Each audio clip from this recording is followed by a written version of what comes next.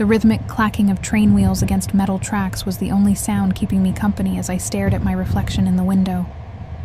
Dark circles shadowed my eyes, evidence of sleepless nights and silent tears. My fingers trembled as they traced the fading bruise on my wrist, a parting gift from Richard. 3 years of marriage had slowly stripped away everything I once was, leaving behind this hollow shell of a woman, running away in the dead of night with nothing but a hastily packed duffel bag and the desperate hope for a new beginning. Rain pelted against the glass, distorting the darkness outside into a blur of shadows and distant lights. The gentle sway of the train car should have been comforting, but my heart refused to slow its frantic rhythm. Every few minutes I found myself glancing over my shoulder, half expecting to see Richard's towering figure looming in the aisle, his face contorted with that familiar rage that always preceded the worst nights. I pulled my oversized sweater tighter around my body, trying to disappear into the worn fabric. The carriage was nearly empty at this late hour, just a few scattered passengers dozing or staring vacantly at their phones. Nobody noticed the woman with the haunted eyes clutching her bag like a lifeline. Nobody cared about one more invisible person fleeing from their demons. The train lurched suddenly, and my bag slipped from my lap, spilling its contents across the floor. I scrambled to collect my meager belongings, cheeks burning with embarrassment. As I reached for my worn paperback novel, my fingers brushed against expensive Italian leather shoes that hadn't been there a moment ago. "Allow me." The voice was deep, like velvet dragged across gravel. I froze, unable to look up, my body instinctively bracing for humiliation or worse. But the man simply crouched down, gathering my scattered possessions with unexpected care. When he handed me the book, I finally forced myself to meet his gaze.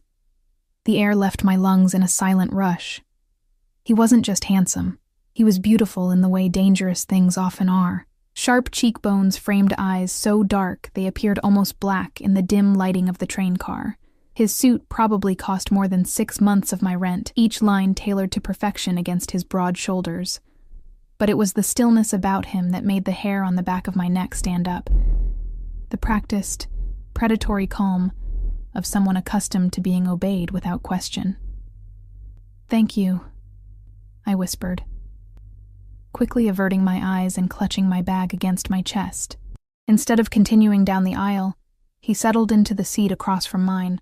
The empty carriage stretched in both directions, yet he chose to sit directly opposite me. A subtle scent of expensive cologne mingled with something darker drifted across the space between us. Sandalwood, amber, and the faintest hint of cigarette smoke. "You're shaking," he observed, his voice betraying no emotion. I hadn't realized my trembling was visible. "I'm fine, just cold." His eyes flickered to my wrist where the sleeve had ridden up, revealing the yellowing bruise. Something dangerous flashed across his features before his expression smoothed back into unreadable stillness. Without a word, he removed his suit jacket and held it out to me. "I don't need..." "Take it." It wasn't a request. Despite everything in me screaming to maintain distance from strange men, I found myself accepting the jacket.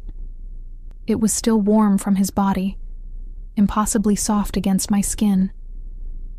I draped it over my shoulders, immediately enveloped in warmth and that intoxicating scent. "Where are you headed?" he asked, settling back into his seat with a casual elegance that seemed entirely out of place in the grimy train car. "Away," I answered vaguely, unwilling to share details with a stranger, no matter how expensively dressed. A slight curve touched his lips, not quite a smile, but something adjacent to amusement. A good direction to be heading. Before I could respond, the train jolted violently. My body lurched forward, and suddenly his hands were on my arms, steadying me with surprising strength. For a heartbeat, we were close enough that I could see flecks of amber in his dark eyes, could feel the controlled power in his grip. Then he carefully set me back into my seat, his touch lingering a moment longer than necessary. "Thank you," I murmured again, unsettled by the way my skin tingled where his fingers had been. His phone vibrated, and he glanced at the screen, his expression hardening. He answered with a single curt word in what sounded like Italian, listening intently before responding with a series of short, clipped sentences. Though I couldn't understand the language, the authority in his tone needed no translation. When he ended the call, the atmosphere had changed. He studied me with an intensity that made me want to disappear into the upholstery. "You're running from something," he stated. "Not a question. Aren't we all?" I countered weakly. "Not me," he replied with absolute certainty. "I never run." The train began to slow as we approached the next station. I gathered my belongings, preparing to change trains as planned.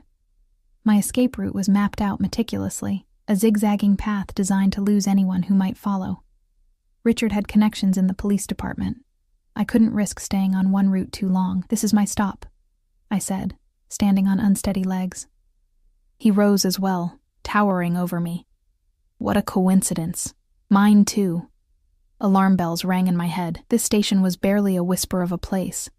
A rural platform where only local trains stopped. What business would a man in a suit worth thousands have here? As I stepped onto the platform, the cold night air slapped against my face. The station was deserted except for a single attendant closing up the ticket booth. Rain continued to fall in heavy sheets, creating a curtain of water that obscured the distant lights. I pulled the stranger's jacket tighter around my shoulders, suddenly realizing I was still wearing it.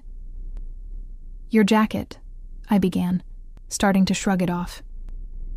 "Keep it," he said dismissively. "You need it more than I do." I should have insisted, should have returned it and walked away. Instead, I clutched it closer, grateful for its warmth against the biting cold. "Thank you, Mr. Salvatore," he offered, dark eyes studying my reaction.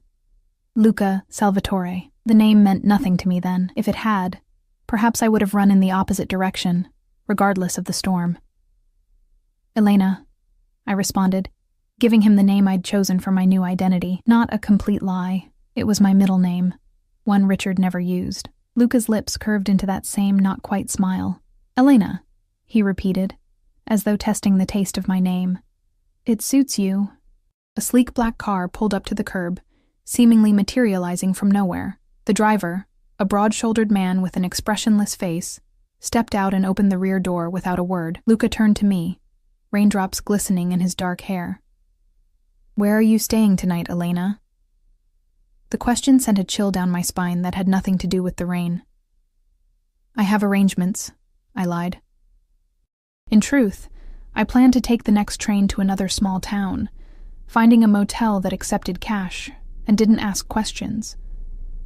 Luca's eyes narrowed slightly, and I had the unsettling feeling he could see right through my deception. "The next train isn't until morning. This area has nothing open at this hour." As if to emphasize his point, the station attendant locked the ticket booth and hurried to his car, leaving us alone on the platform. The realization of my miscalculation hit me with sickening clarity. In my haste to choose obscure connections, I'd stranded myself in the middle of nowhere in the dead of night. "I can give you a ride," Luca offered, gesturing to the waiting car. "No, thank you. I'll be fine." The words sounded hollow even to my own ears. Lightning flashed, illuminating his face, all sharp angles and intense focus. "You're stranded in a storm with nowhere to go. Your wrists suggest you're running from someone who hurt you. Your eyes haven't stopped scanning for threats since you got on that train. You're not fine, Elena." I took a step back, suddenly afraid. Not of him, exactly, but of his perception, the way he'd so easily peeled back my carefully constructed facade. "I don't get into cars with strange men," I said, trying to inject firmness into my trembling voice.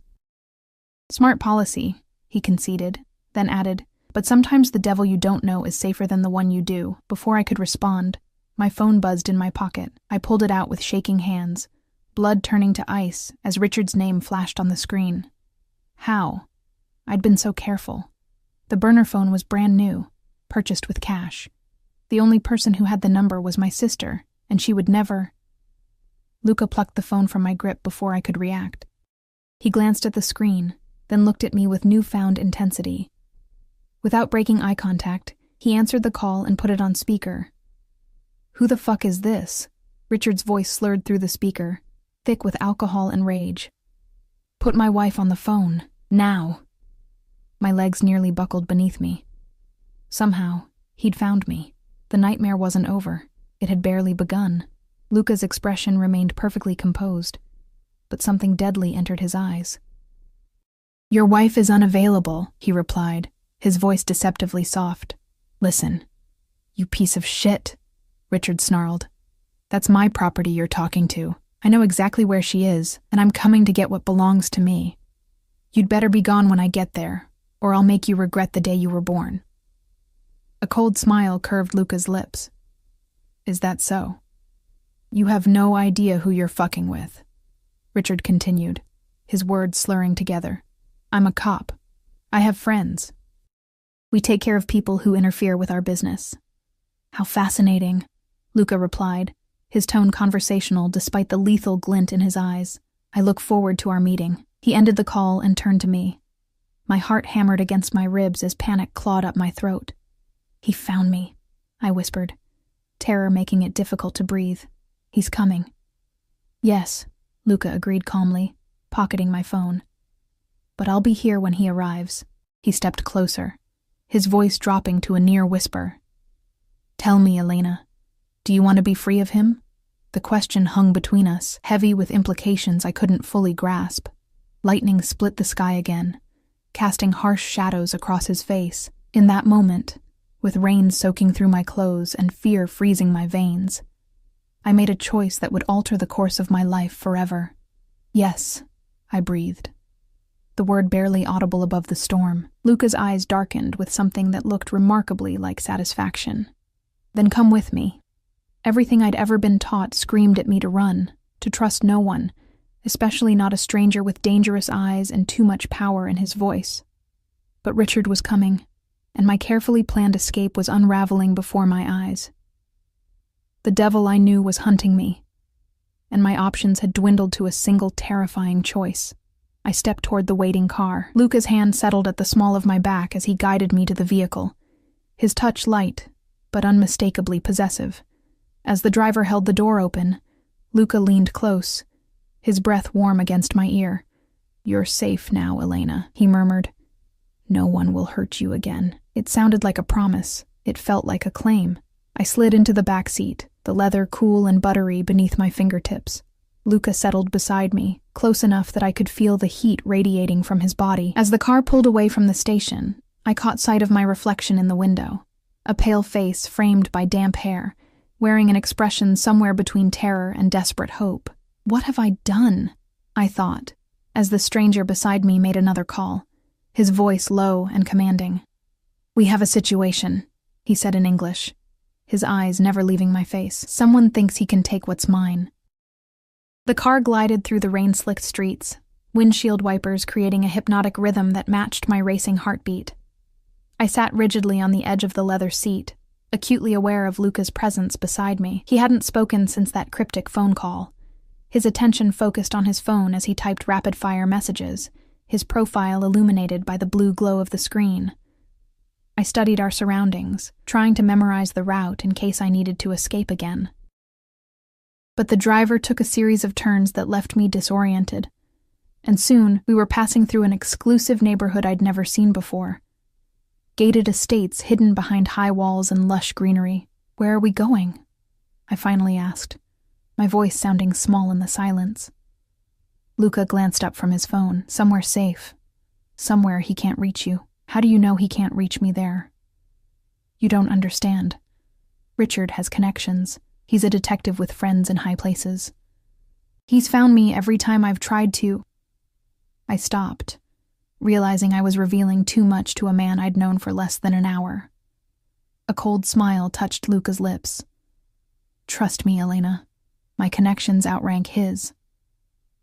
Before I could respond, the car turned through an imposing gateway flanked by stone pillars. Security cameras swiveled to track our movement as we proceeded up a winding driveway, lined with perfectly manicured trees. At the end stood a modern mansion of glass and stone, its windows glowing warmly against the stormy night. My mouth went dry. This wasn't just wealth. This was power. The kind of power that existed in a different stratosphere from ordinary people like me. The car came to a stop beneath a covered entrance. Immediately, a man in a dark suit opened Luca's door, followed by another opening mine. They didn't look like household staff. They moved with the alert precision of trained security. Luca exited first, then extended his hand to help me out. I hesitated, suddenly aware that I was stepping further into unknown territory with each passing minute. Second thoughts, Elena? His dark eyes studied me with unsettling intensity. Yes, screamed every survival instinct I possessed. Instead, I placed my trembling hand in his and allowed him to help me from the car. His fingers closed around mine with gentle pressure, warm and startlingly steadying. The moment we entered the house, activity erupted around us. Men in suits appeared, speaking in rapid Italian. A woman materialized to take Luca's now damp suit jacket from my shoulders. I stood frozen in the massive foyer, feeling painfully out of place with my rumpled clothes and dripping hair. Luca issued a series of commands that sent everyone dispersing in different directions. Then he turned his attention back to me, his gaze traveling from my wet sneakers to my tangled hair. "You need dry clothes and rest," he stated, as though we'd somehow progressed to the stage where he could make decisions about my basic needs. "Sophia will show you to a guest room." The woman who had taken his jacket reappeared, her expression professionally blank. "This way, please." I looked between her and Luca, suddenly hesitant. "My phone?" "I'll return it once I've ensured it can't be tracked," Luca replied. "Richard won't find you here." "Why are you doing this?" I asked, the question that had been burning in my mind since the train station. Why help a stranger? Something shifted in his expression. A flicker of emotion I couldn't identify before his features settled back into that unreadable mask. "Get some rest, Elena. We'll talk in the morning." It wasn't an answer, but exhaustion was beginning to cloud my judgment. I followed Sophia up a sweeping staircase to the second floor, where she led me to a guest suite larger than the entire apartment I'd shared with Richard. "The bathroom is through there," she said, indicating a door. "I'll bring you something to sleep in and leave it on the bed." "Is there anything specific you need?" I shook my head, overwhelmed by the luxury surrounding me. The king-sized bed with its crisp white linens, the plush carpet beneath my feet, the floor-to-ceiling windows overlooking manicured grounds. "Mr. Salvatore has requested the doctor examine you," Sophia added, her tone making it clear this wasn't optional. "Doctor, I don't need—" "For your wrist," she clarified, her eyes flickering to the bruise I'd been unconsciously covering with my other hand. "And any other injuries you may have." Shame burned hot in my cheeks. Was my abuse so obvious that even strangers could see it mapped across my body? "I'm fine." Sophia's professional demeanor softened slightly. "Mr. Salvatore insists. Dr. Chen is very discreet." Before I could protest further, she excused herself to fetch the promised sleepwear, leaving me alone in the oppressive silence of luxury. I wandered to the window, watching raindrops race down the glass as the storm continued to rage. Somewhere out there, Richard was hunting for me, likely growing more furious by the minute. What would he do when he found me? Not if, but when. Richard always found me. I pressed my forehead against the cool glass, closing my eyes against the wave of hopelessness threatening to drown me. 3 times I'd tried to leave. 3 times he'd tracked me down and dragged me back, each return marked by escalating lessons about loyalty and obedience. A soft knock pulled me from my dark thoughts. I opened the door to find a petite Asian woman with a medical bag. "Ms. Elena, I'm Dr. Chen. May I come in?" Her gentle manner put me at ease as she examined my wrist and the other injuries I'd been hiding. The fading bruises along my ribs, the half-healed cut on my shoulder from being pushed into a door handle. She worked methodically, her touch clinical, but kind, asking few questions beyond what was necessary to assess my physical condition. "You have no broken bones," she finally said, packing away her equipment. "The bruising will fade in time. I'm more concerned about your weight and signs of malnutrition." She wrote something in a small notepad.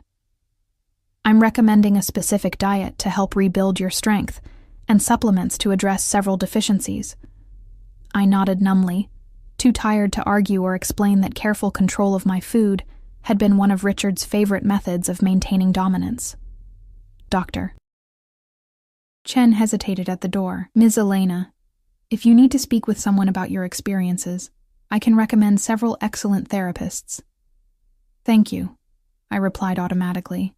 though we both knew I wouldn't be staying long enough to establish a therapeutic relationship. After she left, I showered, letting the scalding water wash away the grime of travel and fear.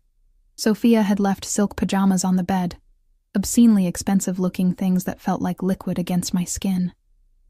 I slipped between sheets that probably cost more than a month's salary at my former job and expected to lie awake, analyzing escape routes and contingency plans. Instead, exhaustion claimed me instantly, dragging me into a dreamless void.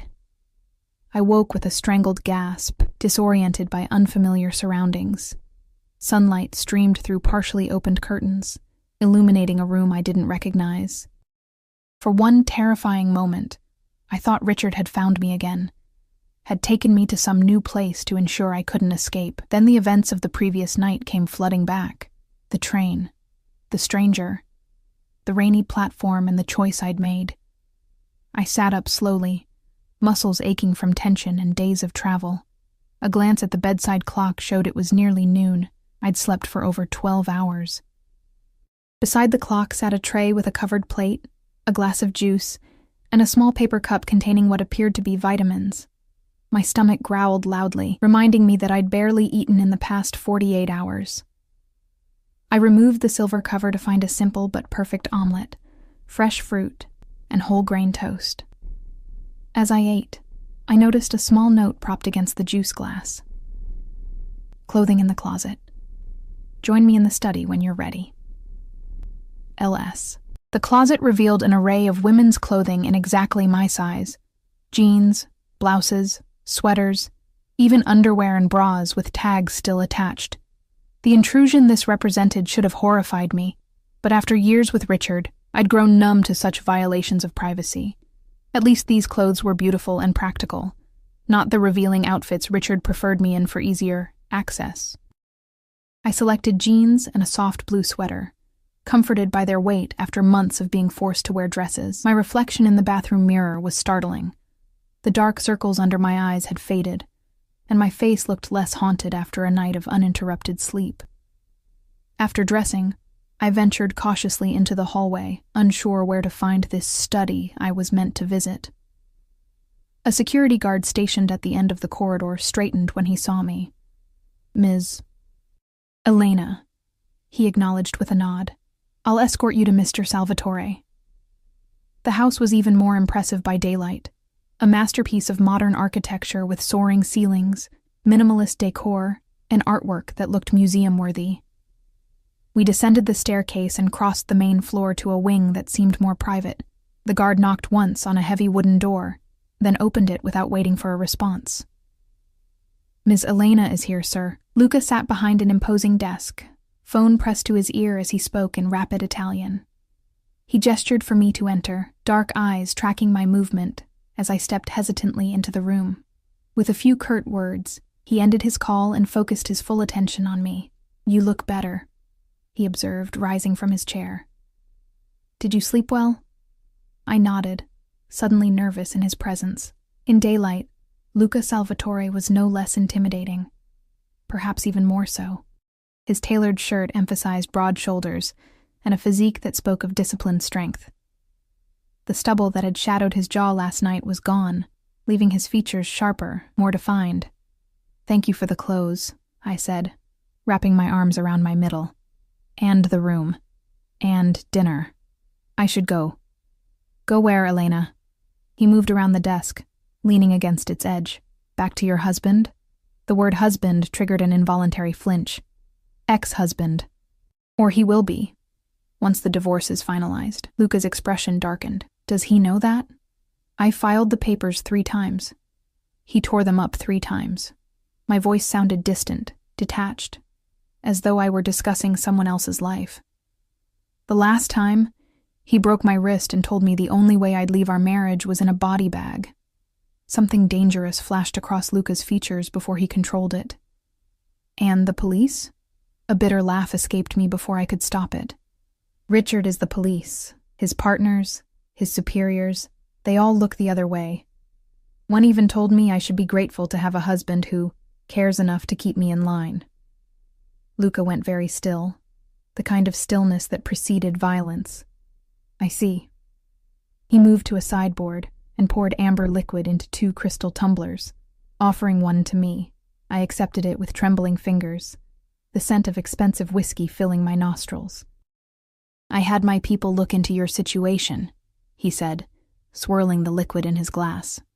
"Richard Caldwell, detective with Metro PD's organized crime unit, known for excessive force complaints that mysteriously disappear. Married to Elena Margaret Caldwell, former teacher, no employment for the past 2 years." Hearing my life condensed to these clinical facts made my throat tighten. "You investigated me." Luca took a measured sip of his whiskey. "I investigate everyone who enters my life, however temporarily." "Why? Who are you that you can access police records and personal information so easily? Why would you care about a stranger on a train?" He studied me with those unfathomable dark eyes. "Let's say I have a particular dislike for men who abuse their power, especially those who wear badges while doing so." It wasn't a real answer, and we both knew it. But before I could press further, the door opened, and one of Luca's security team entered. "Sir, we have confirmation. Caldwell is actively searching. He's accessed traffic cameras and has flagged her description in the system." My blood turned to ice. Richard was using police resources to hunt me down. Again. It was exactly what I'd feared. "Has he made any progress?" Luca asked calmly. "He tracked her to the train station but lost the trail there. He's been questioning the station attendant, but the man doesn't remember anything useful." The security man's gaze flickered briefly to me. "Caldwell is becoming aggressive in his methods. He's threatened several people already." Luca nodded, as though this information merely confirmed what he already knew. "Continue monitoring. I want to know every move he makes." After the man left, Luca turned back to me. "You see your situation clearly now, Elena. You cannot simply run and hope to disappear. Not from a man with his resources and determination." The whiskey burned my throat as I took a desperate swallow. "Then what am I supposed to do? I can't go back. I won't survive it this time." "You need protection," Luca stated simply. "Someone with the power and resources to keep him away from you permanently." The implication hung heavy in the air between us. "Someone like you?" His lips curved into that not-quite smile I was beginning to recognize. "Precisely like me. Why would you do that? What could you possibly gain from involving yourself in my problems?" Luca set his glass down and moved closer, his presence overwhelming my senses. Perhaps I simply find the idea of Richard Caldwell's fury satisfying. The man believes he owns you. Imagine his reaction when he discovers you're under my protection instead. The possessive edge in his voice raised goosebumps along my arms. "I don't want to be owned by anyone. Protection isn't ownership, Elena." He reached out, his fingers lightly tracing the fading bruise on my wrist, though I suspect the difference is academic to a woman who's been treated as property for so long.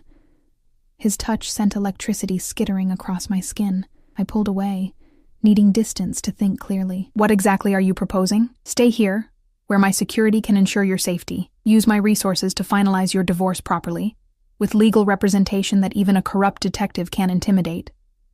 Begin building a new life for yourself, free from fear." He paused, dark eyes intent on mine.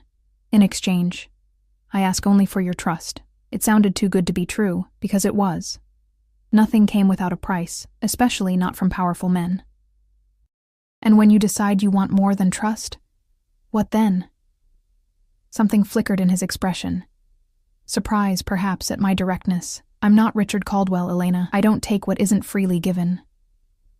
Our eyes locked, the tension between us thick with unspoken possibilities. The rational part of my brain screamed warnings about jumping from one controlling relationship into another. But the desperate part, the part that had endured 3 years of escalating abuse, saw a lifeline I couldn't afford to refuse. Before I could respond, another security team member burst into the room without knocking. "Sir, we have a situation. Caldwell is at the front gate." The words hit me like a physical blow. My legs buckled, and I sank onto the nearest chair, blood draining from my face. "That's impossible," I whispered. "How could he have found me here?" Luca remained eerily calm, moving to the large monitor on his wall with fluid grace. He pressed a button, and security camera feeds appeared, showing a police cruiser parked at the estate's main gate.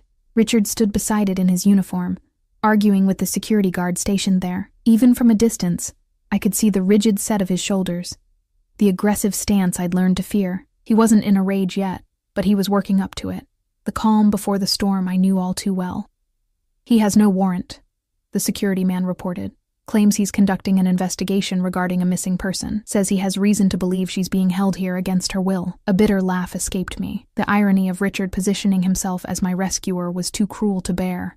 Luca's eyes flickered to me, then back to the screen. "Tell Paolo to inform Detective Caldwell that this is private property, and without a warrant, he has no authority to enter." Luca's voice was measured, almost bored. "If he persists, remind him that harassment of a private citizen is grounds for a formal complaint to his superiors." The security man nodded and stepped out to relay the instructions. I stared at the monitor, watching as the guard at the gate spoke into his radio. Richard's reaction was immediate and violent. His face contorted with rage as he jabbed a finger at the camera, clearly aware he was being observed. "He'll find a way in," I said hollowly. "He always does." "Not here," Luca replied with absolute certainty. "This isn't a women's shelter with minimal security or a friend's apartment he can intimidate his way into. My home is protected by measures that would challenge military forces, let alone one corrupt detective." As if to prove his point, 2 more security personnel appeared on the camera feed, taking positions behind the guard at the gate. Richard's hand moved to his service weapon, and for one terrifying moment, I thought he might actually draw it. Instead, he leaned in close to the intercom, his lips moving rapidly, though there was no audio on the feed. I could read the threat in every line of his body. "What is he saying?" Luca asked. "He's promising to destroy anyone who gets between us," I translated without hesitation, having heard similar threats countless times. "He's saying I'm mentally unstable, that I need medication and supervision, that I'm a danger to myself." My voice cracked. It's what he always says, his justification for controlling every aspect of my life. Luca's expression didn't change, but the temperature in the room seemed to drop several degrees. He pressed another button on the console. "Paolo, inform Detective Caldwell that if he doesn't remove himself from my property immediately, I will personally call the chief of police and the district attorney, both of whom dined at my table last month. Ask him if he'd like me to mention his harassment of a private citizen, or perhaps his history of domestic violence complaints that have mysteriously disappeared from the system." I watched in stunned silence as the guard relayed this message. Richard's face twisted with fury, but a flicker of uncertainty crossed his features. He looked directly at the camera, jabbing his finger again and mouthing words I could easily decipher. "This isn't over." Then he got into his cruiser and drove away, tires squealing on the pavement. My entire body was shaking, adrenaline flooding my system with nowhere to go. Luca crossed to a cabinet and retrieved a small pill bottle. "Dr. Chen left these for you. Mild anti-anxiety medication, if you need it." He poured a glass of water from a crystal decanter and offered both to me. "They're not strong enough to impair your judgment, just enough to take the edge off." I hesitated. Years of Richard tampering with my food and medication making me wary. Luca seemed to read my thoughts. "You don't have to take them. It was merely an offer." To my surprise, I believed him. I accepted the glass but not the pill, needing to keep my mind clear. "Thank you." He nodded, returning the pill bottle to the cabinet without comment. "He'll be back, you know. Men like Richard Caldwell don't surrender what they consider their property." "I know." The water did little to ease the dryness in my throat. "I should go. I'm putting you in danger by staying here." Luca actually laughed at that, a brief, humorless sound. "Elena, there isn't a man in this city who would dare to truly threaten me. Badge or no badge." The absolute conviction in his voice raised the question I'd been avoiding since the moment he sat across from me on that train. "Who are you, really?" He studied me for a long moment, as though deciding how much truth to share. "I have business interests across several industries. Import-export, real estate, private security." It was a masterful non-answer, revealing nothing while sounding like disclosure. "That doesn't explain why a detective would back down just from hearing your name, or why you have better security than most government buildings. Doesn't it?" He moved closer, his presence filling my senses. "In this city, power comes in many forms. Some men carry badges and believe it gives them the right to abuse those weaker than themselves. Others build empires that make those badges insignificant in comparison. The implication hung between us, unspoken, but unmistakable. I'd traded the devil I knew for one I didn't, one who might be infinitely more dangerous. Yet instead of fear, I felt a strange, hollow calm. What could Luca Salvatore possibly do to me that Richard hadn't already done or threatened? At least Luca's darkness wasn't disguised beneath a badge and vows of love and protection. "You're involved in organized crime," I stated flatly, needing to hear the truth spoken aloud. His expression remained impassive. "I prefer to think of it as alternative governance. I provide services and protection to those who cannot find justice through official channels." His eyes held mine, daring me to judge him. "Like yourself. A week ago, I would have recoiled from such an admission. Now, I merely nodded, too emotionally exhausted for moral outrage. "So I've fled from a corrupt cop to a mafia boss. Is that what you're telling me?" The corner of his mouth lifted slightly. "If you prefer such simplistic terms, yes. I should have been terrified. I should have run screaming from the house. Instead, I found myself laughing, a borderline hysterical sound that held no actual humor. God, my life has become a bad movie." "On the contrary," Luca replied, moving to pour himself another drink. "In movies, the corrupt cop would face justice, and the mafia boss would be the clear villain. Reality is rarely so straightforward." He offered me a refilled glass, which I accepted this time. "What happens now?" "That depends on you." He leaned against his desk, studying me over the rim of his tumbler. "You could leave, try your luck elsewhere, hope that Richard doesn't find you again. Or you could stay here, under my protection, while we deal with your husband more. Permanently." The way he said permanently sent a chill down my spine. "I don't want him dead," I said quickly. "I just want him out of my life. There are many ways to remove a man's power without ending his life, Elena." Luca's voice was soft, almost gentle. Sometimes living with the consequences of one's actions is a far more fitting punishment than death. Before I could respond, his phone vibrated. He glanced at the screen, his expression hardening. "Excuse me. I need to take this." He stepped out onto the adjacent balcony, closing the glass door behind him. Left alone, I moved to the windows overlooking the estate grounds. Security personnel patrolled the perimeter, their movements disciplined and coordinated. Beyond the high walls, the city sprawled beneath the afternoon sun, oblivious to the drama unfolding in this fortress of wealth and power. What choice did I really have? Richard would never stop hunting me. He'd made that abundantly clear from the moment I first tried to leave.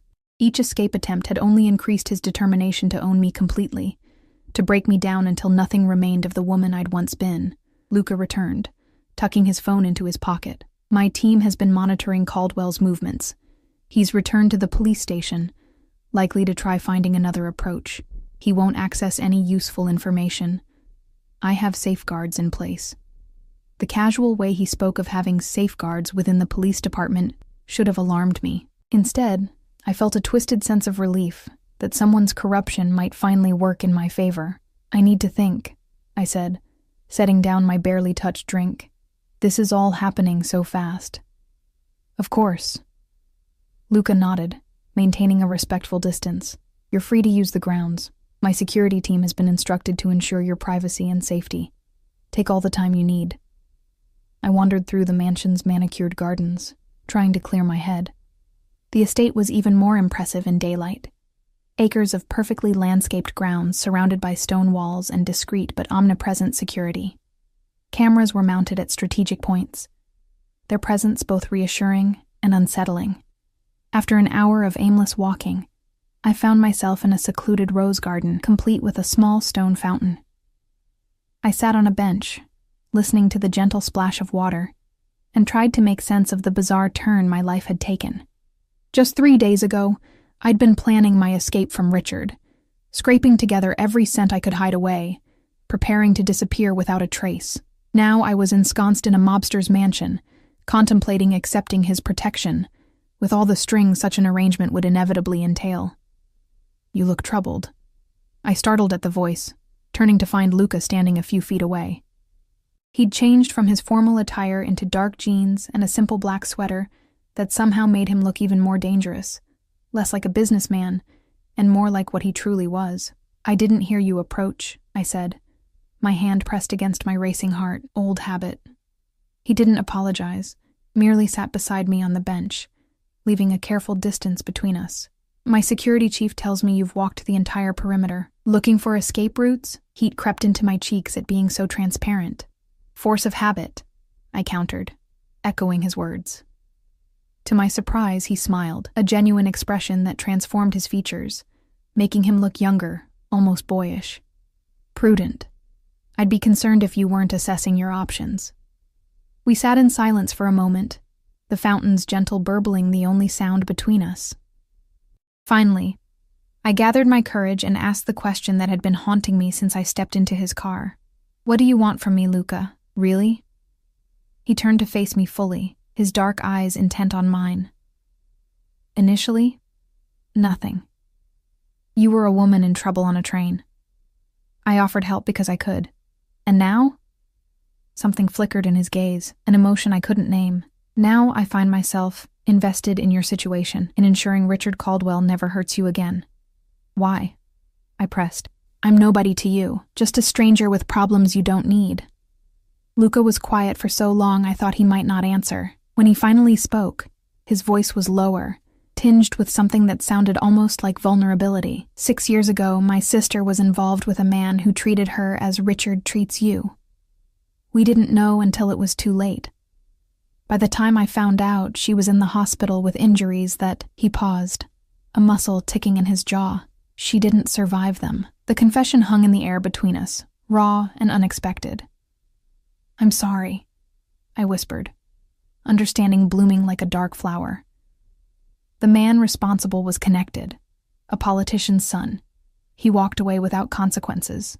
Luca's eyes had gone distant, focused on painful memories. That was before I had the power I have now, before I understood that justice rarely comes through official channels for people like us. "So I'm what? Your chance at redemption?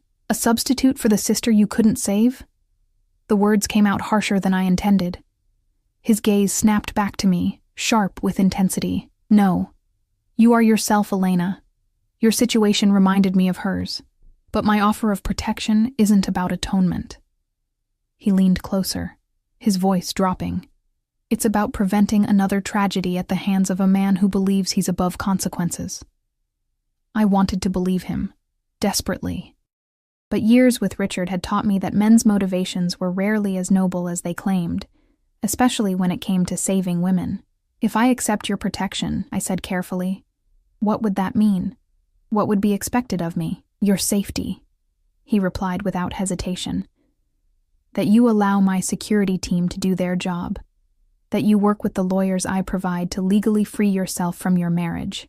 Beyond that?" He shrugged. "Nothing you don't freely choose to give." It sounded too simple, too easy. "And when it's over? When Richard is dealt with and the divorce is final, then you decide what comes next. Stay, go, rebuild your life however you wish."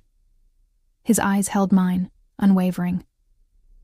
"I'm offering protection, Elena, not ownership." The distinction felt important to him, perhaps because of his sister's experience, perhaps for reasons of his own. Either way, it resonated with something broken inside me, something that had been yearning for autonomy for so long. "I need guarantees," I said, surprised by my own boldness. "Written agreements about the terms of this arrangement. And I need to know exactly what you plan to do about Richard." Respect flickered across Luca's features. "Of course. I'll have my lawyers draw up whatever documents would make you feel secure. As for Richard..." His expression darkened. "I plan to use evidence of his corruption and abuse to destroy his career and reputation, to ensure he loses everything he values, just as he tried to do to you. Not violence," I insisted. "I won't have more blood on my hands." Luca's eyebrow rose slightly. "More?" The slip made my heart stutter. I hadn't told anyone, not even my sister. The last time Richard hurt me, it was bad. Worse than before. I thought he might actually kill me. My voice dropped to a whisper. "I hit him with a lamp, hard enough that I could run. He was bleeding when I left. I don't know how badly he was injured. Understanding dawned in Luca's eyes. That's why you were so frightened on the train. You thought you might have seriously hurt him. I nodded, shame burning hot in my cheeks. I've called hospitals in the area trying to see if he was admitted. He wasn't. But the guilt is crushing. Elena. Luca's voice was gentle but firm. You acted in self-defense. Whatever happened to him, he brought it upon himself. That doesn't make it right, I whispered. No, he agreed, but it makes it necessary. He reached out slowly, telegraphing his movement, and covered my trembling hand with his. You survived. Never apologize for that. His palm was warm against my skin, the touch grounding rather than threatening. To my surprise, I didn't flinch away. I'll stay, I said finally. At least until we can be sure Richard is no longer a threat. Luca nodded, something like satisfaction flickering across his features. A wise decision. As we walked back toward the house, his hand rested lightly at the small of my back. Not controlling, but protective. It should have reminded me of Richard's possessive touches, should have triggered alarm bells and the desperate need to flee. Instead, it felt like the first step on a new and dangerous path, one that might lead to freedom, or to an entirely different kind of cage. The next few days passed in a strange bubble of luxury and tension. True to his word, Luca arranged for legal representation. A stern-faced woman named Marlene Harding, who specialized in high-profile divorces and had a reputation for ruthlessness that made even judges wary. Your husband has created quite the paper trail, she informed me during our first meeting in Luca's study. Financial records showing control of your accounts, medical records documenting accidents that align perfectly with periods when you attempted to assert independence, text messages to your family and friends that were actually sent from his phone, not yours. She looked up from her tablet, eyes sharp with professional rage. He was methodical in his isolation and control techniques. That works in our favor now. I sat perfectly still, hyper-aware of Luca's presence by the window, his back to us as he gazed out at the grounds, giving the illusion of privacy while remaining very much part of the conversation. We have enough for a restraining order, Marlene continued. Not just the standard variety. I'm filing for an emergency protective order that includes electronic monitoring. If he comes within 500 feet of you, his supervisors will be notified immediately. He is a supervisor, I pointed out quietly. His precinct captain plays poker with him every Thursday, which is why we're filing in Judge Abernathy's court, not Judge Wilson's.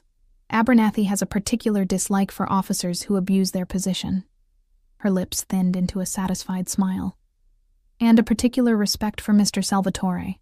At this, Luca turned slightly, his profile sharp against the afternoon light. Judge Abernathy values his privacy during his monthly visits to certain establishments I happen to own. Nothing improper, merely an arrangement of mutual convenience. The casual reference to what was clearly blackmail material should have disturbed me. Instead, I felt a perverse satisfaction that Richard would finally face opposition he couldn't intimidate or corrupt. What about the divorce itself? I asked, forcing myself to focus on practical matters. Marlene's expression turned predatory. We're filing under circumstances of extreme cruelty, with documented evidence. I've already submitted requests for financial discovery. Your husband has been hiding assets. A cabin in the mountains, a boat, several accounts you weren't aware of. Given his pattern of abuse and financial control, we'll be seeking not just equitable division, but punitive damages. For the first time in years, I felt a flicker of hope that I might actually escape the nightmare my marriage had become. He'll fight it, I warned. He'll claim I'm unstable, that I'm having an affair, that I stole from him. Anything to make himself the victim. Let him, Marlene replied, unperturbed. Every false claim will only strengthen our case and damage his credibility. After the lawyer left, Luca joined me on the sofa, maintaining a respectful distance that I'd come to appreciate. Unlike Richard, who'd used physical proximity as a form of control, crowding me, touching me without permission, monitoring my reactions, Luca seemed acutely aware of personal space, always giving me room to breathe. Your thoughts? He asked, dark eyes studying my expression. It feels unreal, I admitted. like I'm watching someone else's life unfold. 3 days ago, I was running with nothing but a duffel bag and dwindling cash. Now I have a high-powered attorney and evidence I didn't even know existed. You had the evidence, Luca corrected gently. What you lacked were the resources to access and utilize it effectively. Resources you just happened to have in abundance, I observed, a question lurking beneath the statement. A slight smile touched his lips. Precisely. I hesitated, then voiced the concern that had been growing since Marlene's visit. These favors, the lawyer, the judge, the evidence gathering, they come with expectations. I'm not naive enough to think otherwise. Luca considered me for a long moment. Do you know what I value above all else, Elena? The question caught me off guard. Power, control, loyalty, honesty, he replied simply. In my world, a person's word is often the only true currency. Lie to me, and no amount of money or service can redeem the breach of trust. He leaned forward slightly, his gaze intense. So let me be honest with you. Yes, I have expectations. I expect you to be forthright about your intentions and needs. I expect you to follow security protocols that keep both you and my people safe. I expect you to work with Marlene to free yourself legally from Richard's control. And in return, I pressed. In return, I offer protection, resources, and respect for your autonomy. His voice dropped lower. What develops beyond that baseline is entirely up to you. The implication hung in the air between us, neither acknowledged nor denied. I'd felt the tension growing over the past days. The way his eyes lingered when he thought I wasn't looking, the careful distance he maintained that somehow only emphasized the magnetic pull between us. I should get some rest, I said finally, rising from the sofa on unsteady legs. It's been a long day. Luca stood as well, ever the gentleman. Of course. Security has been doubled tonight, given the filing of the protective order. You can sleep peacefully. I'd almost reached the door when his voice stopped me. Elena. I turned, heart inexplicably racing. Whatever you might think, whatever Richard may have conditioned you to believe, you are not an obligation or a charity case to me. His eyes held mine with unsettling intensity. You are a woman of remarkable strength, who survived years of systematic abuse without losing your essential self. That is rare and worthy of admiration. The unexpected praise left me speechless, a flush spreading across my cheeks. I managed a nod before escaping to the sanctuary of my guest suite, his words echoing in my mind long after I'd closed the door. A week passed in this strange new reality. Marlene's legal machinery ground forward with terrifying efficiency, each day bringing new developments in my case against Richard. The protective order was granted, financial accounts frozen pending investigation, and preliminary divorce hearings scheduled with remarkable speed. Through it all, Richard escalated his efforts to reach me. He left raging voicemails on my new secure phone, alternating between threats and tearful pleas for reconciliation. The same cycle of abuse and love bombing I'd endured for years. He sent flowers to every hospital in the city, knowing I'd once worked as a teacher's aide in a children's ward. He even tried to enlist my estranged mother, who predictably took his side and called to berate me for throwing away a good man over a few arguments. Each attempt was documented by Luca's security team and added to the growing legal case against him. His behavior became increasingly erratic as his control slipped away, exactly as I'd feared, and exactly as Luca had predicted. Men like Richard define themselves through power over others, Luca observed one evening as we shared dinner in the estate's smaller, more intimate dining room. When that power is threatened, they become dangerous, but also careless. Each public outburst, each documented threat strengthens our position. I pushed the excellent sea base around my plate, appetite diminished by the day's events.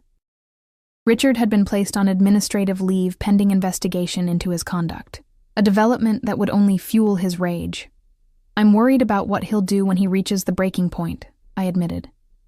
He has nothing to lose now. Luca studied me across the table, candlelight casting shadows across his angular features. Over the past week, I'd begun to read his expressions better. The slight tightening around his eyes that indicated concern, the almost imperceptible softening of his mouth when something pleased him. That's why you haven't left the estate since arriving. he noted. Not because you feel imprisoned here, but because you fear what awaits outside these walls. The observation was uncomfortably accurate.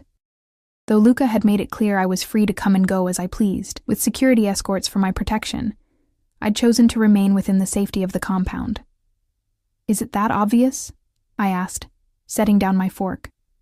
To me, yes. A hint of that rare smile touched his lips.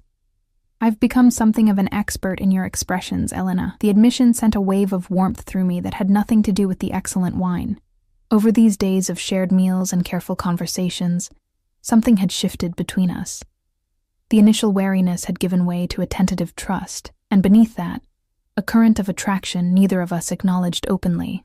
Tomorrow, Luca said, changing the subject. Marlene will need you to review your statement before the hearing. After that, I thought you might like to visit the City Gallery's new exhibition. One of the artists featured is a personal friend. I nearly dropped my wine glass. Leave the estate? Is that safe? With proper precautions, yes. His expression remained calm, but I detected a hint of determination beneath. Richard cannot control your movements indefinitely, Elena. Confining yourself here only gives him another form of power over you. He was right, of course. In running from Richard, I'd created another kind of prison for myself, safer and more luxurious, but a cage nonetheless. All right, I agreed, surprising myself with the decision. I'd like that. The genuine pleasure that crossed Luca's face was worth the spike of anxiety the prospect of leaving caused. It occurred to me then how little he asked for himself, how each suggestion or directive had been focused on my well-being or legal situation. What about you? I asked impulsively. You've put your life on hold to deal with my problems. Surely there are business matters requiring your attention. Something unreadable flickered in his dark eyes. My organization runs smoothly whether I'm directly involved or not. That's the benefit of having competent people in key positions. Still, I persisted. There must be something you're missing or delaying because of me. Luca took a measured sip of wine before answering.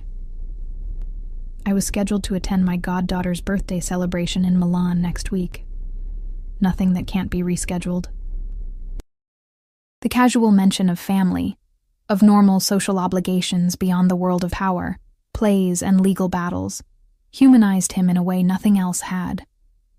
I tried to picture Luca Salvatore, dangerous Mafia boss, attending a child's birthday party, and found the image both incongruous and oddly endearing. You shouldn't miss it, I said firmly. Not because of me. The situation with Richard remains volatile, he countered. I wouldn't leave you unprotected. You have an entire security team, I reminded him, and I'm getting better at following protocols. I leaned forward, suddenly determined to give him something in return for all he'd done. Go to Milan. Celebrate your goddaughter's birthday. I'll be fine for a few days. Luca studied me with that penetrating gaze that seemed to see through pretense. You're certain? Yes, I said, surprising myself with how much I meant it. Your life shouldn't stop because of my problems. Something shifted in his expression, a softening that transformed his features. You continue to surprise me, Elena. Is that a good thing? I asked, only half joking.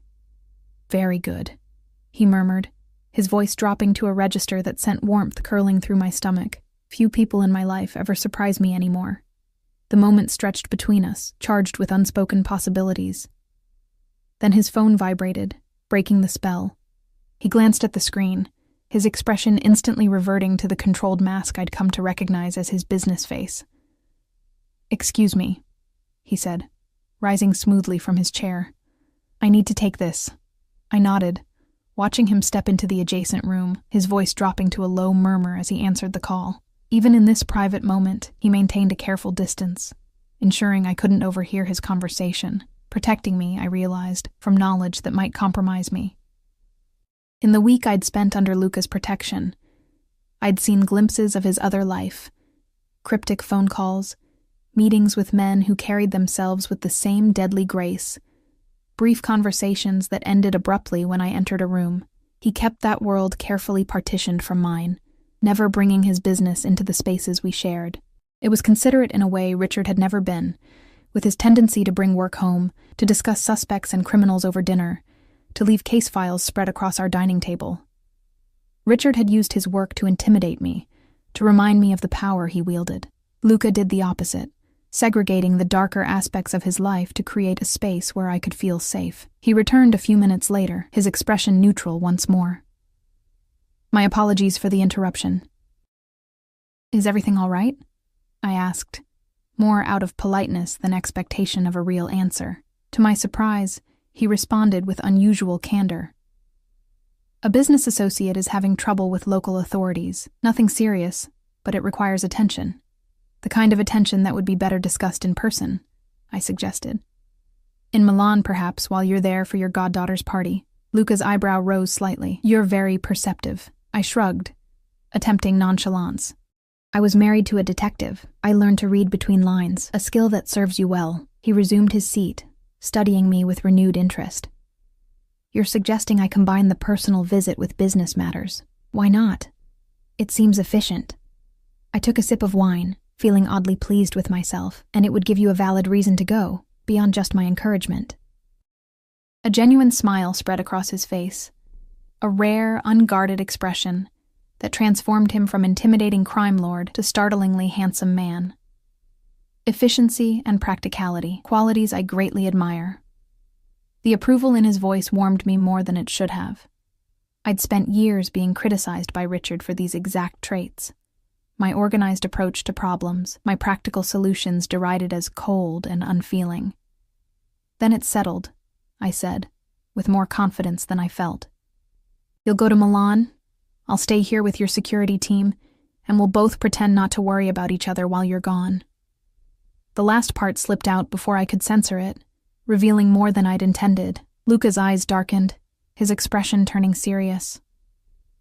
Would you worry about me, Elena? The question hung between us, weighted with implications. A week ago, I would have deflected or lied. Now I found myself answering honestly. Yes, I admitted softly. I would. The art gallery was housed in a renovated industrial space, all exposed brick and soaring ceilings. I moved through the exhibition slowly, Luca a constant presence at my side, his security team maintaining a discreet perimeter around us. Despite the armed escort and the knowledge that Richard was still somewhere in the city, I felt a heady sense of freedom, being outside the estate walls for the first time in over a week. What do you think? Luca asked, indicating a massive canvas dominated by swirls of crimson and black. I studied the piece, trying to articulate the emotions it evoked. It's turbulent, like looking into someone's rage made visible. I glanced at him. Is this your friend's work? Yes. Marco tends toward the dramatic in his art, much like in his life. A hint of affection colored Luca's voice. He claims this series was inspired by Greek mythology, the punishment of Prometheus, the titan who stole fire from the gods and gave it to humanity, I recalled.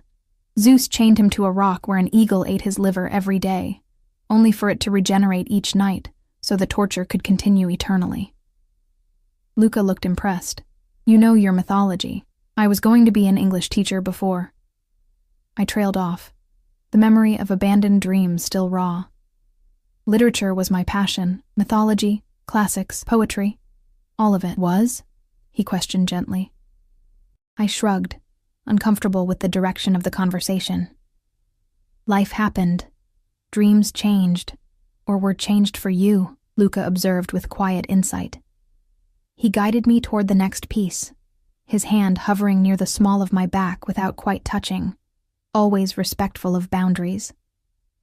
What would you do now, if all obstacles were removed?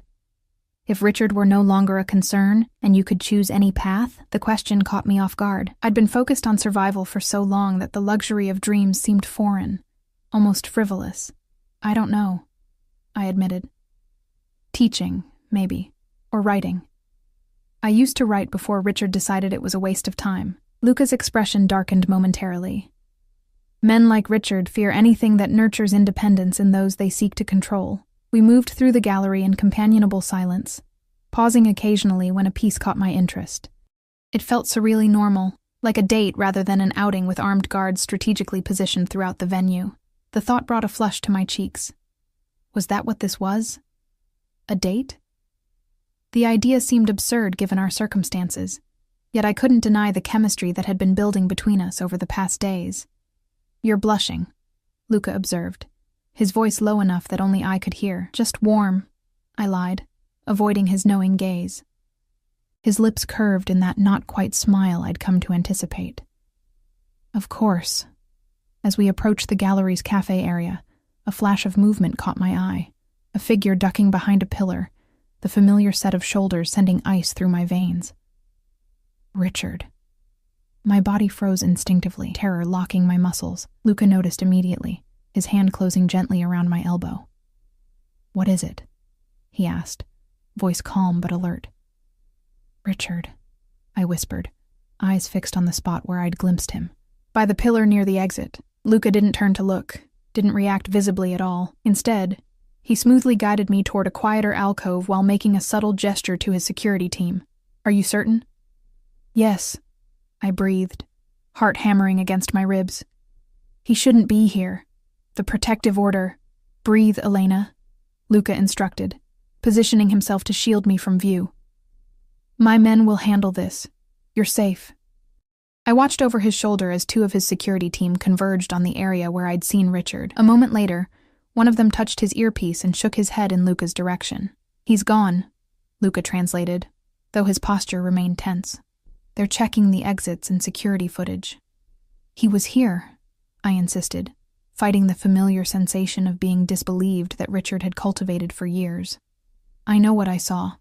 "I believe you," Luca said immediately, his dark eyes steady on mine. "That's why we're leaving. Now." He ushered me toward a service entrance, his security team forming a protective formation around us. Within minutes, we were in his armored car, pulling away from the gallery. "How did he know we'd be there?" I asked, hands trembling despite my efforts to remain calm. "The exhibition wasn't publicly announced. We didn't tell anyone we were going." Luca's expression was thunderous. "A question I intend to answer very thoroughly." He pressed a button on his phone. "Paolo, lockdown communications. I want every employee interviewed, every system checked for breaches. No one leaves until we have answers." I stared out the window as the city blurred past, the brief taste of freedom soured by fear. "He'll never stop," I whispered, more to myself than to Luca. "Not until he has me back, or I'm dead." Luca's hand covered mine, warm and steadying. "Neither of those outcomes will happen, Elena. I promise you that." The fierce conviction in his voice pierced through my panic, grounding me in the present moment. I turned my hand beneath his, our fingers interlacing naturally. "I'm sorry," he said after a moment. "I underestimated his obsession. It won't happen again." The apology startled me. Richard had never once admitted fault or expressed genuine remorse in our entire relationship. "It's not your fault. Security is my responsibility," Luca countered. "Your safety is my priority." I studied our joined hands, struck by the contrast, his tanned skin against my paler tone, his strength contained and offered as support, rather than used to control. "Why?" I asked softly. "Why am I your priority? The truth, Luca. Not the convenient explanation about your sister or justice." His dark eyes met mine, something vulnerable flickering in their depths. "Because from the moment I saw you on that train, exhausted, terrified, but still fighting, I felt something I haven't experienced in a very long time." "What?" I whispered. "Recognition," he answered simply. "I recognized something in you that resonated with me. A survivor's spirit, a refusal to be broken, despite everything that's been done to you." His thumb traced gentle patterns against my palm. "It's rare, and immeasurably valuable." The admission hung between us, more intimate than any declaration of attraction could have been. I'd expected many things from Luca Salvatore. Protection, perhaps desire, maybe even affection, but not this profound understanding that pierced straight to my core. "I see you too," I confessed, voice barely audible above the car's engine. Not just the power or the danger, but the man beneath it all. I squeezed his hand gently. The man who respects boundaries, who keeps his word, who separates his darkness from those he protects. Something shifted in Luca's expression. A guard lowering, revealing a glimpse of naked emotion before he carefully composed himself again. "We should focus on your safety now. Emotions can wait." But they couldn't. Not really. Not when Richard's appearance had shattered the illusion of security and reminded me how fragile life could be. Not when every moment felt borrowed, existing in the space between one crisis and the next. Back at the estate, Luca insisted on a full security sweep before allowing me inside. His team moved with military precision, checking every room, every potential entry point. I waited in the car, watching his commanding presence as he directed the operation, struck by the contrast between his controlled power and Richard's explosive rage. One was a storm that destroyed indiscriminately, the other, a force of nature channeled with precision. When we finally entered the house, Luca led me directly to his study, closing the door behind us. "I've arranged for Marlene to file an emergency violation report," he said, moving to the sideboard to pour us both a drink. "With evidence from the gallery's security cameras, Richard will face consequences for breaching the protective order." I accepted the glass he offered, needing the burn of alcohol to steady my nerves. "He's a cop, Luca. He's been evading consequences his entire career." "Not anymore." Luca's voice hardened, not with me involved. The determination in his expression should have frightened me. This was a man accustomed to solving problems through means the law didn't sanction. Instead, I felt a complicated mixture of gratitude and something deeper, more dangerous. "You're still planning to go to Milan," I stated, noticing the travel documents on his desk. Luca hesitated. "Under the circumstances, perhaps it would be better to—" "No," I interrupted firmly. "You should go. Your goddaughter is expecting you." "Elena?" "I'll be fine," I insisted. "Your security team is more than capable. And after today, I'm perfectly content to stay within the estate until you return." I managed a weak smile. "Besides, Richard's violated the order now. He'll be dealing with the fallout for at least a few days." Luca studied me, clearly conflicted. 3 days, he finally said. "I'll be gone for exactly 3 days, with the jet ready to return immediately if needed." I nodded, relieved he wasn't canceling his plans because of me. 3 days is nothing. I've survived much worse for much longer."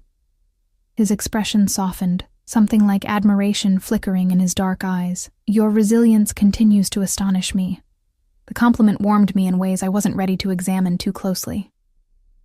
I finished my drink, setting the glass down carefully. "I should rest. It's been an eventful day." Luca nodded, but made no move to open the door. "Elena?" he began, then paused, seeming uncharacteristically uncertain. "When I return from Milan, perhaps we should discuss the nature of our arrangement." My heartbeat quickened. "What about it?" "It's evolving beyond its original parameters," he said carefully. "I think we both feel it. The acknowledgement of the tension between us, the growing attraction neither of us had voiced, hung in the air like an electric charge. I should have been cautious, should have remembered all the ways Richard had used my emotions against me. Instead, I found myself stepping closer to Luca, drawn by something more powerful than fear. "Yes," I agreed softly. "It is." His eyes darkened, desire written plainly across his features. He reached out slowly, telegraphing his movement, giving me every opportunity to pull away.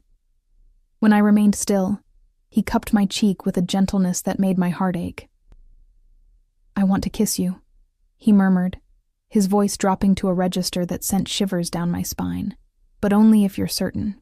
3 weeks ago, I'd been a prisoner in my own home, my body and will subject to another man's control."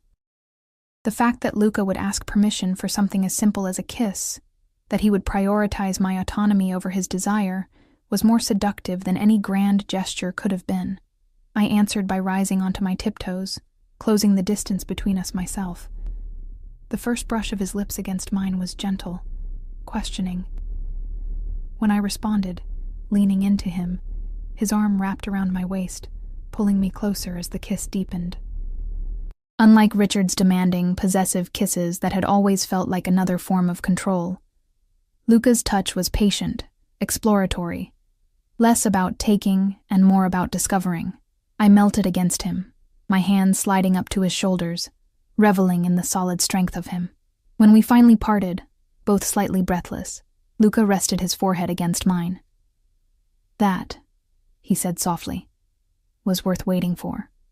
A small laugh escaped me, part nervousness, part genuine joy. "Yes," I agreed, "it was."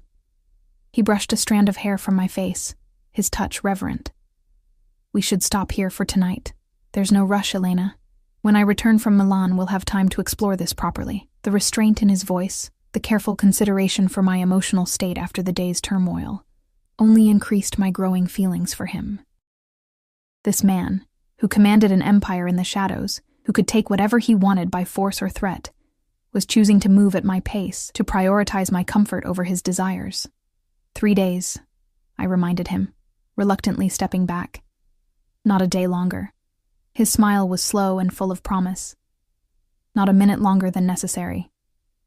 The first day without Luca passed in a strange bubble of luxury and tension. I spent most of it in the library, losing myself in books I hadn't had the luxury of reading during my marriage. Richard had monitored my reading material, claiming certain novels gave me ideas that made me difficult. In Luca's extensive collection, I found treasures I'd been denied for years: feminist literature, poetry, classics I'd studied in college and then been forced to abandon. The second day brought news from Marlene. Richard had indeed been served with notice of his violation, had been suspended without pay pending investigation. His captain, finally facing pressure from the commissioner after media attention on the case, had placed him on mandatory psychiatric evaluation. "It's falling apart for him," Marlene informed me during our video call. "His colleagues are distancing themselves. His union representative is suggesting he take a plea deal on the abuse charges. He's isolated now, Elena. Just like he isolated you. The poetic justice should have brought satisfaction. Instead, it filled me with a creeping dread. Richard was never more dangerous than when cornered. I shared my concerns with Paolo, Luca's head of security, who immediately doubled the patrols around the property and stationed additional men at key access points. Mr. Salvatore would expect nothing less, he assured me when I apologized for the extra precautions. "Your safety is his highest priority." That night, Luca called from Milan, his deep voice sending warmth through me even across the distance. "Everything all right?" "Fine," I answered, curled up in bed with the phone pressed to my ear. "Quiet. Almost too quiet after everything." "You're worried," he observed, reading me even through the phone. I sighed. "Richard's being backed into a corner. That's when he's most unpredictable." "My team is aware and prepared," Luca assured me. "But I'll be home tomorrow regardless." "The celebration ends tonight. How was it?" I asked, eager to change the subject. "The birthday party?" His chuckle warmed me from within. Chaotic. 12 6-year-olds hopped up on cake and excitement. My goddaughter made me wear a tiara for most of the afternoon.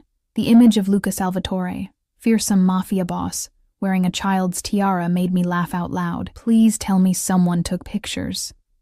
"Several, unfortunately," he replied, mock resignation in his voice, "all of which will be destroyed as soon as I return." We talked for nearly an hour, the conversation flowing easily between us. When we finally said goodnight, I found myself missing his physical presence with an intensity that surprised me. The third day dawned gray and rainy, matching my restless mood. Despite reassurances from Paolo and the visible security presence, anxiety gnawed at my insides. I tried to lose myself in books again, but found my attention wandering, my gaze constantly drawn to the windows and the storm beyond. By evening, the rain had become torrential, lightning splitting the sky at irregular intervals. I sat in the living room, a novel open but unread in my lap, watching the clock and calculating when Luca's plane would land. He'd texted earlier. They'd been delayed by the weather but were cleared for takeoff. 2 more hours, perhaps 3, and he'd be home. Home. The words slipped into my thoughts, unbidden.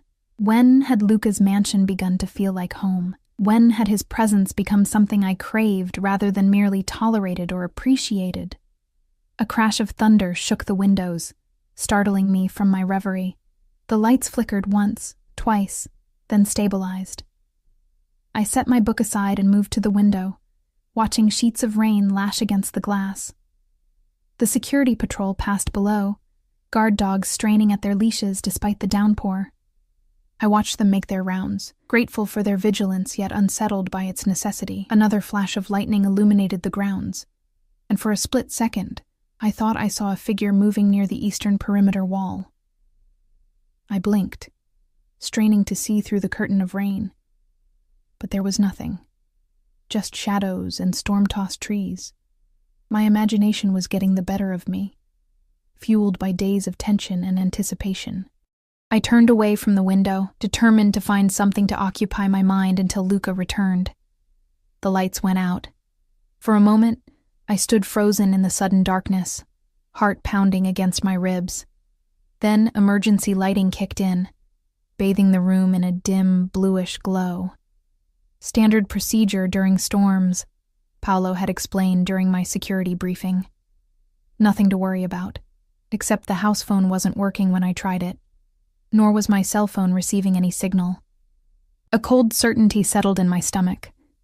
This wasn't just a power outage. Someone had cut the lines deliberately. Richard had found a way in. The realization galvanized me into action.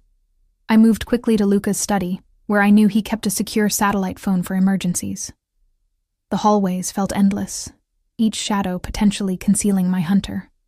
I'd almost reached the study when I heard it. The soft scrape of a window being forced open somewhere nearby. Abandoning stealth for speed, I ran the remaining distance, shutting and locking the heavy door behind me. The satellite phone sat on Luca's desk, a lifeline in the growing nightmare. I lunged for it, fingers trembling as I dialed the emergency number Paolo had made me memorize. "Security office," a clipped voice answered on the first ring. "It's Elena," I whispered, eyes fixed on the door. "Richard's in the house, east wing, near the living room. Power and communications are compromised. Stay where you are, Ms. Elena. Secure the room. Team is mobilizing now." I hung up and moved quickly around the study, checking windows and the connecting bathroom, all secure. I retrieved the small pistol Luca had shown me on my second day, loaded but safety on, hidden in a concealed drawer of his desk. Then I waited, gun clutched in trembling hands, ears straining for any sound beyond the rain and thunder. Minutes stretched like hours. Where was security? The estate was large, but not so vast that response should take this long. Something had gone very wrong. A soft click at the door made me raise the gun, finger hovering near the trigger as Luca had taught me. The handle turned slowly, testing the lock. "Elena." Richard's voice, deceptively gentle, drifted through the wood. "I know you're in there, sweetheart. Open the door so we can talk." I remained silent, backing toward Luca's private bathroom where there was a second exit, a fact Richard couldn't know. "I'm not angry anymore," he continued, his tone taking on that reasonable quality that had always preceded his worst violence. "I understand why you ran. You were confused, manipulated. But I'm here now. I can take you home. Home." Once that word from his lips had meant safety. Now it represented only pain and control and slow suffocation. "The police are coming," I called, hoping to deter him. "Luca's security team is already on their way." A chilling laugh answered me. "No, they're not. Your boyfriend's precious security team is currently occupied with a situation at the main gate. Amazing what you can accomplish with a stolen maintenance truck and a little inside information." Inside information. The realization struck like a physical blow. Someone within Luca's organization had betrayed us. That's how Richard had known about the gallery. How he'd managed to bypass the estate's formidable defenses. And as for Salvatore himself, Richard continued, a vicious satisfaction in his voice. "Terrible weather for flying tonight.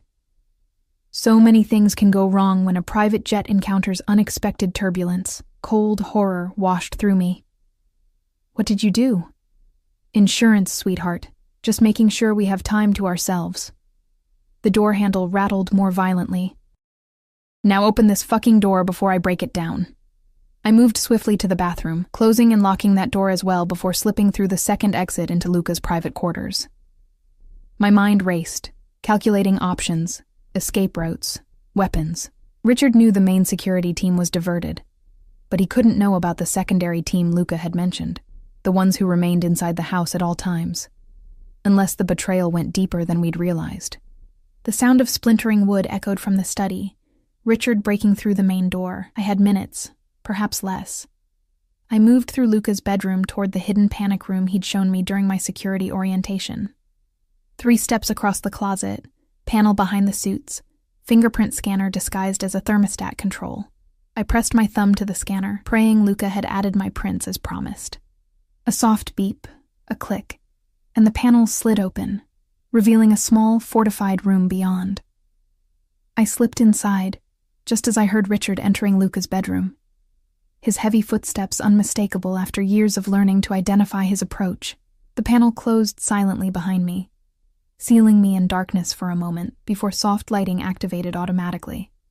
A bank of security monitors showed views from throughout the house. On one, I could see Richard methodically searching Luca's quarters, gun in hand, face twisted with rage. Another showed the main gate, where a burning truck had created the diversion he'd mentioned. A third displayed the security team regrouping, realizing they'd been tricked, but the image that stopped my heart was on the central monitor, Luca's car pulling through a service entrance. Him emerging with 2 security men, face set in lines of cold fury as he assessed the situation. He'd come back early. He was here.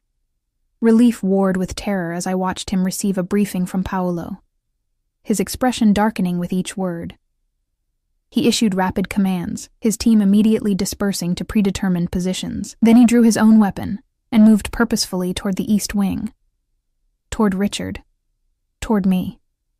I fumbled with the panic room's communication system, finally locating the direct line to the security team. Paolo, it's Elena. I'm in the panic room. Richard is armed and in Luca's quarters. Luca is heading straight for him. Understood, Ms. Elena. Stay where you are. We have the situation under control. But the situation was anything but controlled. On the monitors, I watched as Richard, alerted by some sound, took up a position of ambush near the bedroom door. Luca was approaching from the hallway, unaware that Richard was lying in wait just inside. I couldn't let it happen. Couldn't watch Richard destroy the one good thing I'd found amid the wreckage of my life. Against all security protocols, I unlocked the panic room and slipped back into the bedroom, gun clutched tightly in my hand. Richard had moved to the connecting bathroom, giving me a narrow window to reach the hallway and warn Luca. I'd made it halfway across the room when Richard emerged, his expression shifting from predatory anticipation to shock at finding me there. Elena, he breathed, a terrible smile spreading across his face. There you are. I raised the gun, aiming directly at his chest as Luca had taught me. Stay back, Richard. It's over. He laughed, the sound devoid of humor. It's never over between us, sweetheart. Till death do us part, remember. He took a step forward, utterly unconcerned by the weapon in my hands. You won't shoot me? You don't have it in you. Don't test me, I warned, voice steadier than I felt. I'm not the same woman you terrorized for years. No, he agreed, his gaze hardening. You're worse. A whore who ran from her husband into the arms of a criminal. Another step closer. Did you fuck him yet, Elena? Did you spread your legs for Salvatore while my ring was still on your finger? His words were designed to provoke shame, to trigger the conditioning he'd spent years instilling. Once, they would have worked, would have made me doubt myself, question my worth and agency. Now they only strengthened my resolve. The bedroom door crashed open behind me, and Luca's voice rang out, cold and deadly. She belongs to no one but herself. Richard's gaze shifted to Luca, hatred blazing in his eyes. The big shot himself. Come to save your whore? No, Luca replied calmly, moving to stand beside me rather than in front of me, treating me as an equal, not a possession to be protected. Elena doesn't need saving. She's perfectly capable of handling this herself. His dark eyes flicked to me briefly. Though I'm happy to assist if she wishes. The respect in his voice, the acknowledgement of my agency even in this life or death moment, filled me with a calm certainty I'd never experienced before. It's over, Richard, I stated, my aim unwavering.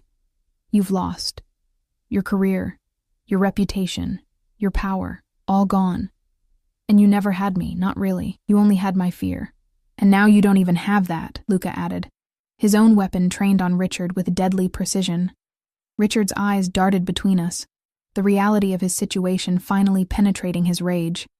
Security personnel were visible in the hallway behind Luca. Police sirens wailed in the distance, growing louder.